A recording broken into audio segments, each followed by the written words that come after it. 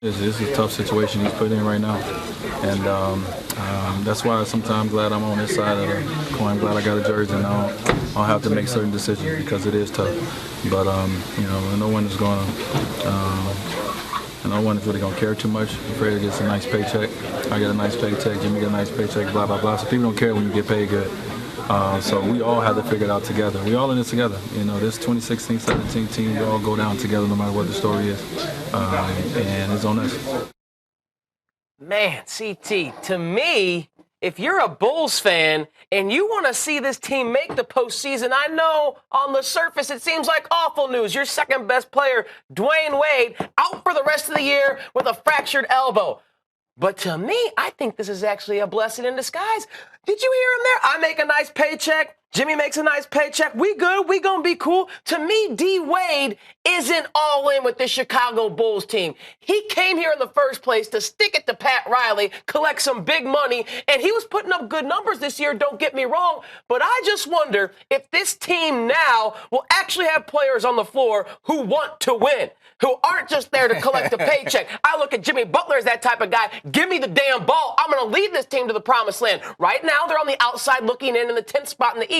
But I actually think with D. Wade going on the shelf, they have a better chance of getting one of those final spots in the East. You think I'm crazy? I know you're crazy. You said they're going to have players on the floor who want to win. They're going to have players on the floor who don't have any talent. That's what they're going to have on the floor. When you take away their second leading scorer, their third and fourth leading scorer, that was Taj Gibson and Doug McDermott. Right. Oh, they're not even on the team. So you mean you're going to war with a guy who's like your fourth scorer in Brook Lopez and your fifth scorer in Rajon Rondo? I know Rondo has been balling, but you can't rely on Rajon Rondo. This Bulls team was already taking on water. This ship was going down, and that just sunk the ship right there. This team just simply does not have enough talent. If they were already in the playoff picture, and you're telling me they were trying to hold on to their spot, if they were trying to maintain, maybe I can see your point. But you're talking about trying to climb into the playoff picture with guys who just can't ball. You cannot rely on Nico Mirotic, Denzel Valentine, and Bobby Portis. That's who you're talking about? I'm going be on the floor. I know at least those guys there aren't coming to the gym every day just to collect 10, 15, $20 million paychecks. They're there trying to prove they belong in the NBA, trying to help Jimmy Butler win games. They're only a game out of that last spot.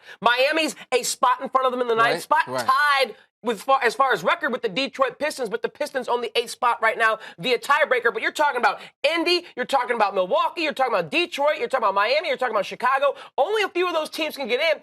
I think the chances are better. Not saying they'll do it, but I think the chances are better that they get one of those final spots in the Eastern Conference with D. Wade. And let's just face it, Caldwell, I think he had a negative attitude this year. Really? I think he was coming to the gym just to, again, try and stick it to Pat Riley. Thought he was a prima donna? A little bit. Prima donna Chicago. A little bit. Don't really want to practice. He doesn't want to practice. He was playing less minutes each and every game, it seemed like. We know the whole entire front office dynamic and Fred Hoiberg's dynamic was a mess anyways. This wasn't the winning championship culture he left with Pat Riley in Miami. This was kind of a little bit of dysfunction. I think he looked at it and he said, man, just give me my check and let me get out of here, dog. That's all I want. See, but at least Dwyane Wade was a legit second option. Sure. So you couldn't key on Jimmy Butler. Now, if I'm an opposing team and I'm playing the Chicago Bulls, I'm going to lock down Jimmy. I'm going to double Jimmy. I'm going to say we're going to take away Jimmy and make the rest of the guys beat us. And I don't think the rest of the guys can get it done. I can't rely on a campaign. I can't rely on a Nico Mirotic. And understand this, too. Fred Hoiberg, I really feel like, is not an NBA coach. That's number one. And messed up the lineup so bad. Early in the year, Rajon Rondo, we're going to bench Rondo out of the rotation. Well, now you need Rondo. Now you're trying to count on Rondo. It was just recently, same thing with Nico Mirotic. DNP, coach's decision. You're not in the rotation. Well, now you need Nico. So guys that you said, I don't really like you. You don't fit what I'm trying to do. You bench those guys. Now you're trying to rely on those guys. I know they're pros, but that's in the back of their head that the coach didn't believe in me. It can go one or two ways. You can look at the coach and say, you didn't believe me? Now I'm going to make you sink. Or I'm going to prove that you made a mistake benching me the first time around. I don't know if I trust Rondo to do that, but maybe the young guys.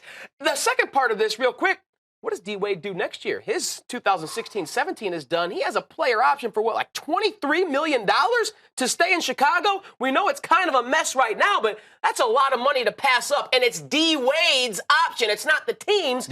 I don't think he can get that anywhere else on the free market if he just declines that option. That's a tough situation. I mean, played in 57 games, but I think that may be the end of his run in Chicago. So. I think it's a short run. I think it's short-lived. I think it's deuces. I think he makes up with Pat Riley. I think they put that beef in the rearview mirror, let bygones be bygones, and somehow he finds a way to go back to where he never should have left, which would be South Beach and Miami. He plays a couple of more years. You know, they give him a 2-year deal there in Miami, plays a couple more years, and retires as a Miami Heat. And then later on, they put his number in the rafters. It's going there no matter what, and it does appear that the Heat have a brighter future in front of them than the Chicago Bulls. He has to feel like, why the hell did I leave Miami to come to Chicago, the cold weather? I know my family is here, but this is a mess that I'm ended up in Chicago. I was better off South Beach. You tell us what you think. Chicago Bulls have a better chance of making the playoffs with D. Wade on the shelf the rest of the season. The hashtag is The Rally. Hit us up at 120 Sports on Twitter